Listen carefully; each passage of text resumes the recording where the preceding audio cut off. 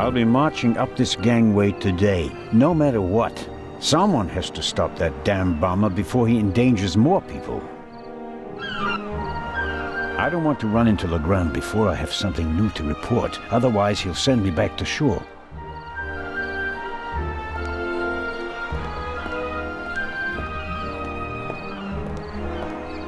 In my younger years, I might have considered abseiling from the crane down to the ship, but those days are long past.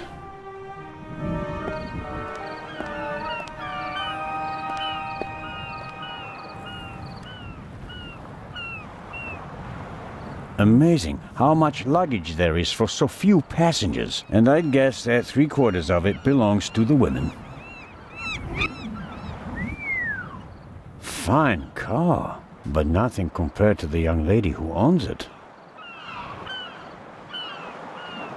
Who could she be? An actress?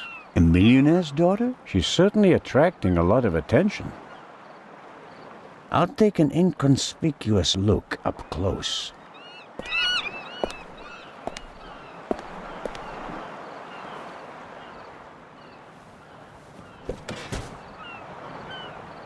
Oh, I'm sorry. I wasn't expecting anyone to be crawling around on the ground in front of my door.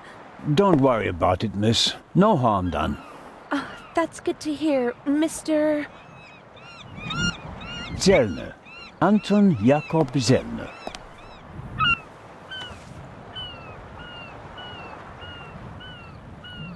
May I ask your name?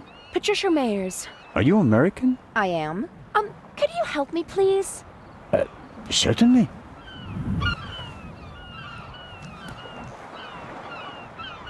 Are you on your way to Egypt? Yes. Are you on holiday? My father works for a railroad company there. And is rebuilding the country after the war. Wonderful. Yes. Wonderful. One more.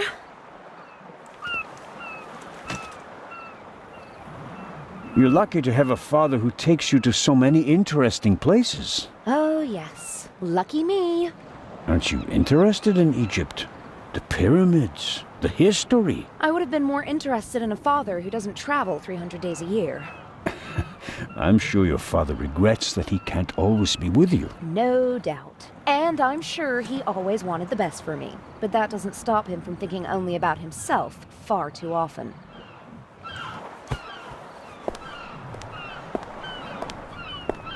Bring my luggage on board, please. Excuse me? It was a pleasure meeting you, Constable Zellner. Impertinent.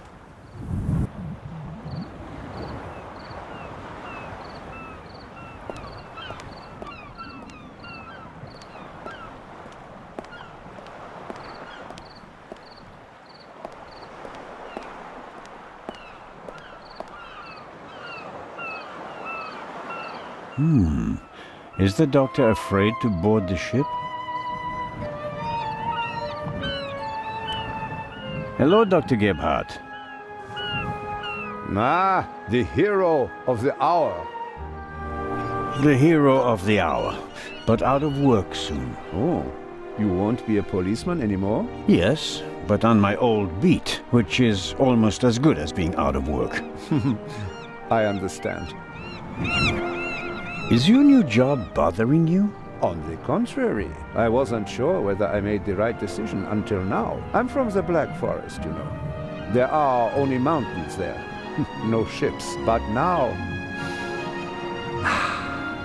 the salty breeze, the atmosphere, I think I want to stay at sea forever. The sea is one thing, the passengers are another. It will be okay. What do you know about the Baroness? Nothing really. Did you talk to her in the tunnel? No, her butler was looking after her, and I was busy with Miss Miller. As you can imagine, it was a shock for her to see her son rolling away on a burning train. That's understandable. So, we were all glad when we heard about your brave deed. Have you already met the captain? Mario Di Conti. Heard of him? Should I have? He is something of a star in Italy. A war hero. In the First World War, when he was a young man, he sank more enemy ships than anyone else. In the Second World War, well, he had some personal problems. You mean like the ones you buy in bottles and pillboxes? Yeah, you could say that. Anyway, sending him into combat was out of the question. They gave him a supply ship instead, and he became a hero again. His ship, part of a convoy from Palermo to North Africa, was the only one that made it, with an extra 100 seamen who he rescued from the other ships. Impressive. To say his health is rather shaky these days would be an understatement. I think most of my time on board will be spent dealing with his numerous ailments. Well, there's nothing left for me to do but to wish you a good trip. Oh, you are not coming with us? Unfortunately, no. I'm to go back to Zurich. What a pity. Take care, Dr. Gebhardt. Oh, I just remembered. We found these in the tunnel. Are they yours? I'm afraid so. Strophantine. Do you have heart problems? Maybe it's for the best that you're not coming along. Too much excitement could be bad for your health. You mean if I don't do anything, I'll probably have a few more years to live? That's right. Keep your chin up.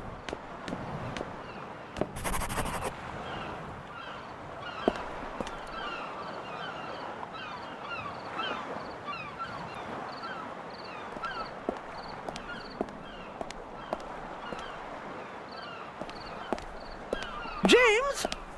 James! Where on earth are you? Hello, Baroness. Ah, Inspector. Constable. Poppycock. You won't be a constable much longer. When they find out how you rescued that little boy, they'll have to promote you to Inspector. Very kind of you to say so, Baroness. I hope you survived the adventure in the tunnel unharmed. Scandalous! You book a first-class cabin, and then you're walking on the rails. Huh. They wanted to bundle me off in a bus, without my luggage. The circumstances, madam. I insisted on a limousine, and didn't leave until all my luggage was recovered. Did you know that the real Eye of the Sphinx wasn't even on the train? I had no idea. Inspector Legrand seems to prefer to keep me in the dark, although I'm the one paying for all of this. The inspector is ensuring the safety of the Eye. Well, obviously. All the same, it was you who did the real work on the train. I hope that the remainder of your trip to Cairo will be less stressful. You aren't coming with us. I'm afraid Inspector Legrand doesn't want my company. Now, where's my damned butler? James, there you are. Is the inspector to carry my luggage onto the ship all by himself? Well, actually... Baroness? Baroness, can you hear me? She fainted. No. No. Baroness? Again, harder. Hello? Can you hear me? Help me up. Perhaps we should... Now. I'll get Dr. Gebhardt. No, Doctor. Just a little moment of weakness. Your arm, James. Take me to the ship. But of course, madam. It was no moment of weakness. She saw something that shocked her, or someone.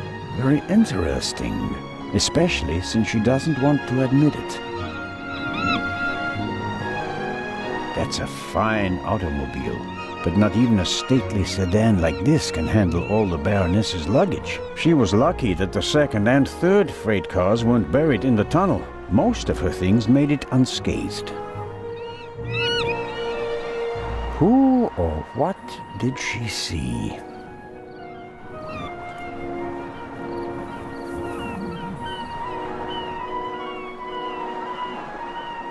Neither of them seems to have noticed what happened down here. You'll have a tough time with her. How does one get aboard without a ticket? Not brilliant, but it's a possibility.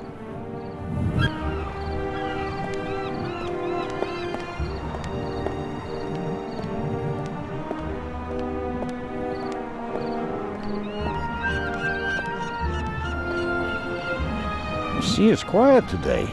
Ideal conditions for a cruise. Unfortunately, I didn't have time to see the sights in Venice. Paperwork served up by my Italian colleagues took up most of the day.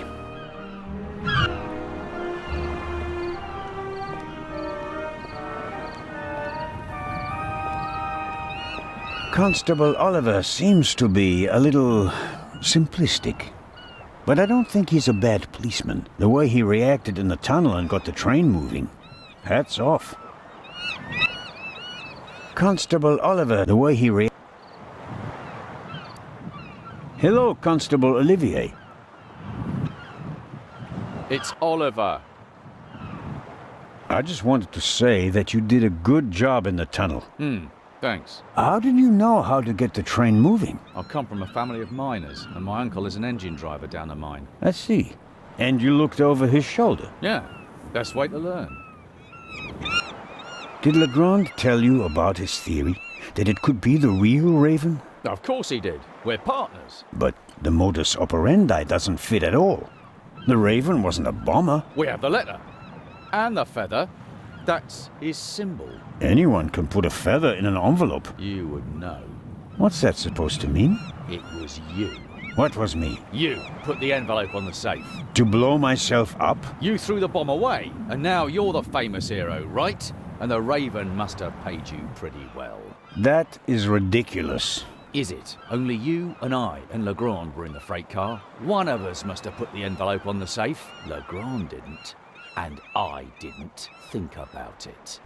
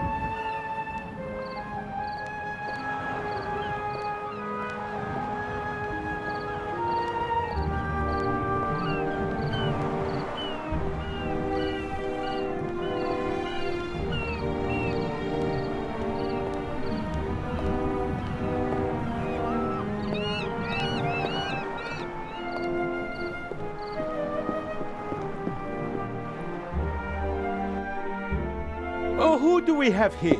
Signore... This is Constable Anton Zellner. Signore Zellner. I heard about your feats in the mountains. Welcome aboard the MS Lydia. Thank you, Captain. I didn't know you'd be taking part in the journey, but I'm glad to have you with us. I'll have a nice cabin prepared for you immediately.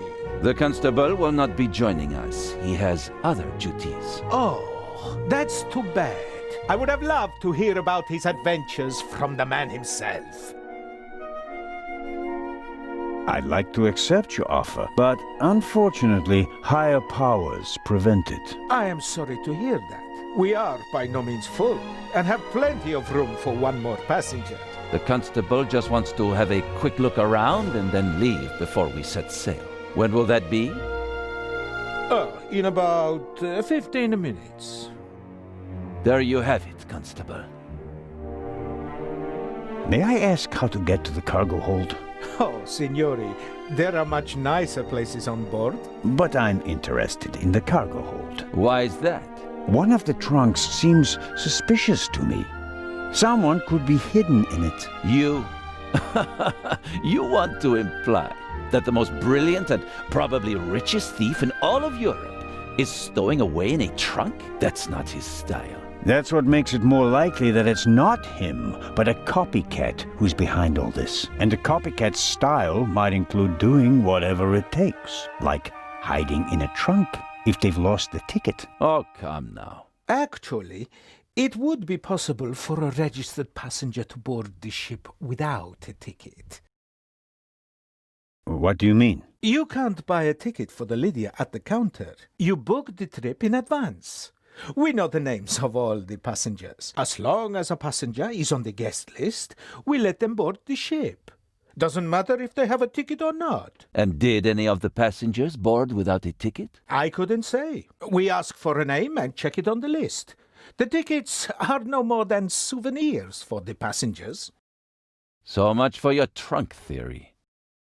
Regardless of what you say, I would still like to examine the cargo hold. All right, then, if you like. But we'll meet here again in 10 minutes. Captain De Conti, before we depart, I'd like to send 2 telegrams. Certainly, Inspector. The cargo hold is over there. You can enter through a door on the forecastle. The horn will sound twice, 5 minutes before we set off. That's the signal for all the dock workers to leave the ship. Understood, Captain. Follow me to the bridge. You can send your telegrams from there. My time is running out. If I don't find anything in the cargo hold, my cruise will be over before it even begins.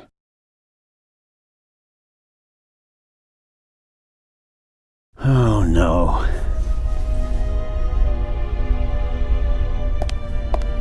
Oh, what's this? Aha.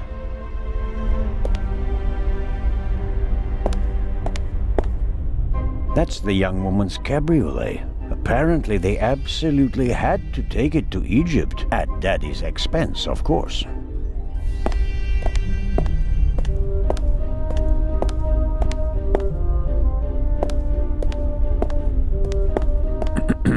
Hello? Come on out. The game's up. I'm opening the trunk.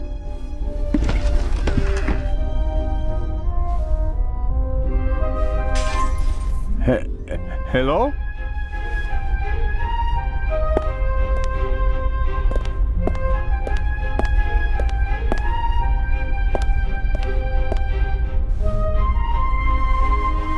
The shards are... Phew, I startled too easily.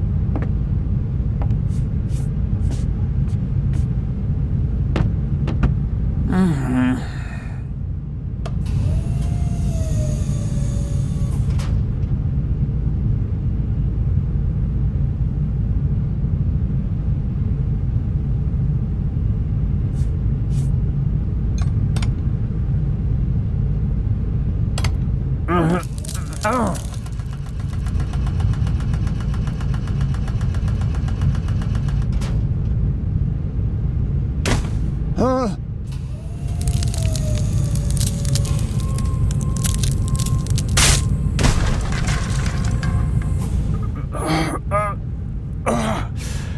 Ouch! Damned. Ah!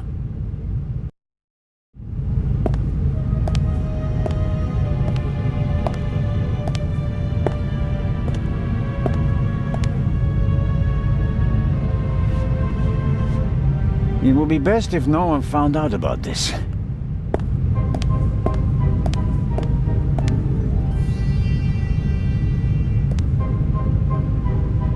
There's some blood and hair stuck to the pipe. Hair I really can't afford to lose. I'll hold it on the blood-spattered end. After all, we already know who the victim is.